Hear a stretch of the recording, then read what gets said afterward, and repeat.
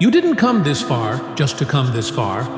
There is more in you, more ahead of you, and more that God has prepared specifically for you. The enemy would love nothing more than for you to stop here, to get comfortable with good enough.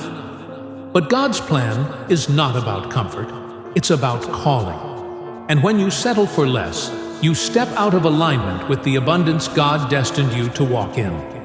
Ephesians 3:20 says, "Now to him who is able to do immeasurably more than all we ask or imagine, according to his power that is at work within us, not a little more, not a slight increase, immeasurably more."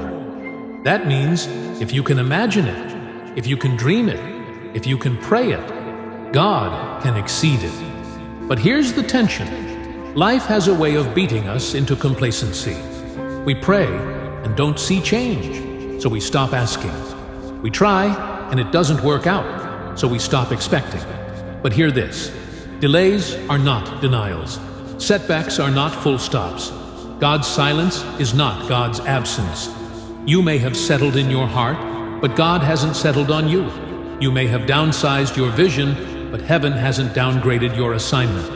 Let's talk about Joseph, the dreamer. Joseph had a God-given vision at 17.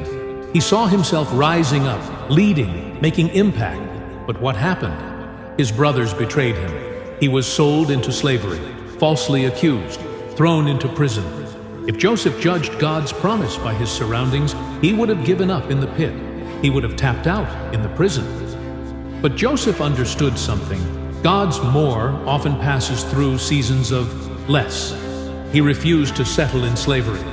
He stayed faithful in prison. And when the time came, Pharaoh called his name, and Joseph stepped into purpose.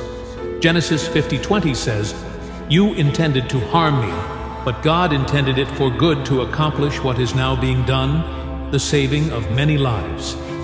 That's not just a story, that's prophecy. What was meant to harm you, God will use to elevate you. What you cried over will one day be the very thing you thank Him for. He's working it all together, even when it doesn't look like it. But here's the key. Don't settle in the pit when you were made for the palace. Some settle in relationships that don't honor their worth. Some settle for jobs that drain instead of elevate. Some settle in anxiety, depression, cycles of addiction, because they've stopped believing there's more. But God says in Isaiah 43:19, "See, I am doing a new thing. Now it springs up. Do you not perceive it? That new thing. It's not around the corner. It's already springing up. But you have to open your eyes. You have to lift your faith. You have to refuse to settle. Don't confuse waiting with wasting. The waiting room of life is where God does His deepest work. He grows your character. He prepares the blessing. Because when the door opens, you need to be ready to run, not negotiate. Here's the truth. Some doors haven't opened yet, not because you're unworthy, but because they're too small. God's not going to let you walk through a door that would shrink your destiny. He's building a bigger one. Isaiah 54:2-3 says, "Enlarge the place of your tent. Stretch your tent curtains wide. Do not hold back. Lengthen your cords. Strengthen your stakes." Why? Because God's about to pour out something that won't fit in the old structure. You need to make room. Make room in your thinking. Make room in your prayers. Make room in your expectations. Stop preparing for leftovers when heaven's preparing a feast. You are not forgotten. You are not behind. You are not disqualified. The best chapters of your life haven't been written yet. Your past didn't cancel the promise. Your mistakes didn't forfeit the miracle. God's got more, and the more is not just for others, it's for you.